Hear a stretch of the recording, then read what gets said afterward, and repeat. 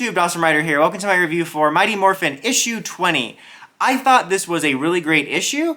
It was kind of, not the finale, but the end of this main arc so far, which was kind of surprising, but setting that aside, I really liked this. As usual, we have the two things going on, the Rangers in space getting the command center, and Rocky and Matt on Earth fighting the Machine Empire rival. Basically, where we left off for the command center bit was Alpha was like impersonating this like society man talking to the Lion Galaxy King as part of their plan to get the command center. And the bottom line with all that is it winds up working and they're able to get the command center from the Lion Galaxy planet transported. That almost feels more like the B-plot this week, but it was still, I liked what they did with that last week with the Lion Galaxy King and Alpha getting involved and then mentioning how Alpha is able to do it. I think the strongest part of that story this week was actually this little team up of Kim and Adam during the mission. Because first of all, they run into Mick, who is from the Ninja Steel universe, or not universe, series, excuse me.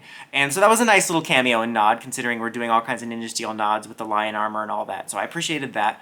But the best thing about it was actually the conversation between the two of them. Because first of all, something I've been mentioning in all the arcs since Necessary Evil is that I felt that Rocky, Adam, and Aisha's characters fell by the wayside a little bit. And I'm really happy that in this arc it seems we're finally getting some character development for them.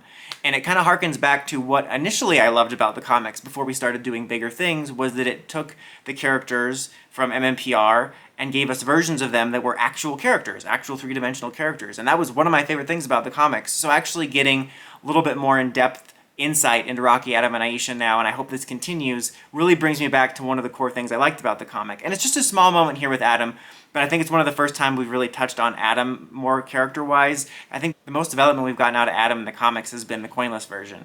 And effectively, he's just like doing really good as a ranger, and Kim's like, you new three basically picked this up really fast. And Adam talks about like, yeah, I really feel like I found my calling here. I always felt like I had something to give to the world, and this finally fits. And I thought that was a nice first little step. Hope we continue that character development. But also, it was kind of nice for Kim's side, because she's talking about how seeing them be so good reminds her how replaceable they are, like as Rangers, you know, when some of them leave. And Adam said, that's kind of a good thing, though, because that means that you can give all you can to this and make a difference, but feel fine when this chapter is done and you pass the helmet to someone else and move on to something else. And that's interesting because it gives a lot of perspective to a lot of the Rangers during that time, but most notably Kim, who in the original timeline, obviously we know, passed down the mantle to Kat and went on to do something else. But Kim notably says here, I don't know if I want to move on, which I think is interesting, because something they did back in the day before the multiverse was altered was they kind of gave more depth to things that would happen in the future. Like they kind of set up why Zach and Trini might leave. I think last week with the conversation with Aisha and Billy, or a couple weeks ago, it kind of set up a little bit of Billy's characterization that lines up with his original version. And I like here that it sets that up for you to understand why Kim would leave and feel okay about it, but it also sets a possible new path.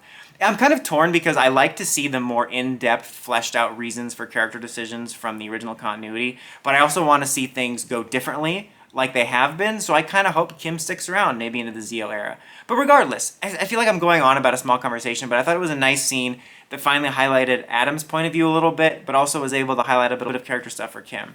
But anyway, back on Earth, I think the main highlight of this was Rocky and Matt's continued fight against this Machine Empire guy, of which they're struggling with, which leads to another good character moment when they're kind of like on the ropes, and Rocky's basically feeling really down on himself, saying, you know, I'm not a strong lead like Jason or Tommy, and, you know, I'm basically just an okay ranger. And Matt gives him this pep talk, and he's like, no, you don't get it. The reason they left you here isn't because you're just okay, it's because you're the rock. You're the rock of the team. And he's like, is it because I'm a rock for the team just like I'm a rock for my family? And he goes, no, it's because your name's Rocky, man. In all seriousness, no, that's basically what he says, is that you're really reliable, like the rock of your family, and you can be the rock of this team. And I really liked that moment for Rocky, who I think has got the most highlight character-wise in this arc. And I think it was nice because it highlighted kind of two things, or made use kind of two things that we know about Rocky. Just meta-show-wise, you know, in the original show universe, I'm assuming like Rocky was cast and made to the type of character he was because they didn't need Red to be a strong lead anymore. Like Jason was a strong leader type, but then they had Tommy take over as the leader. So when they needed a new Red Ranger, we didn't need another strong lead. So Rocky is one of the most non-traditional Red Rangers personality-wise. He kind of fits more like the fun type character you would maybe see in a funny Green Ranger or a Yellow. So that kind of addresses that here, but actually makes it a character trait, is that he acknowledges that he's not typically like the leader type like the others. But also, it kind of reminded me of the little mini arc in the Zeo series when Rocky felt a lack of confidence when Jason stepped back into the team as Gold. And so I really liked that. And this kind of culminates with Rocky being the only one able to fight and going out into battle. Matt gives him the Green Ranger armor, leading to a version of the classic Red Ranger with the dragon armor suit. And I really like that. I thought it was cool. You know, that's a pretty iconic and popular suit combination from MMPR, but Rocky never got to wear it. And I like that the comics in general have given that suit different meaning, like in Shattered Grid when Jason wore it to honor Fallen Tommy rather than Fallen Powers Tommy. And in this, it was kind of about Rocky's confidence in going out there, and it's a slightly different version of it because the golden armor is slightly different and more pointy in this one. And I thought it was just a really cool kind of climax of that character arc, and cool that Rocky got to wear it and it had meaning, and it was Matt giving it to him. Just a cool moment. He still struggled against the enemy, but he revealed, like, I don't really need to beat you because this here is a run out the clock situation.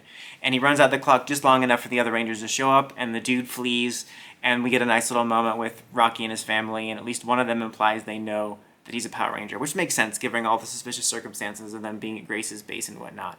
And then we end off with Kim getting the call about Jason's mom, which if you don't read the Power Rangers comic, at the very end of the last issue, you find out something happened to his mom, which I was confused by because, I mean, kind of an idiot, but I was confused by because he said Kim called. I'm like, wait, they're in space. But this issue lines it up with that continuity, so now you know why she was able to get the call.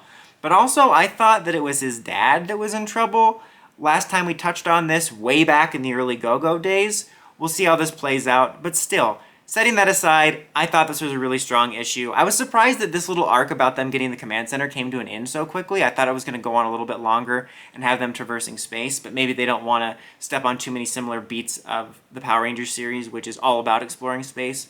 But regardless, I really liked the character stuff in this issue, and I hope going forward into the next arc and the next issues, we continue to have some nice character moments in addition to the bigger plot stuff. Mainly for Rocky, Adam, and Aisha, I really liked the little taste of things we've gotten for them. I think Rocky got a major highlight for this, and I hope that we get more of that. But overall, strong issue, 4 out of 5. I think this little arc here has been surprisingly underrated. Like, it's not the most amazing knock your socks off arc, but I think it's had a lot of good character writing.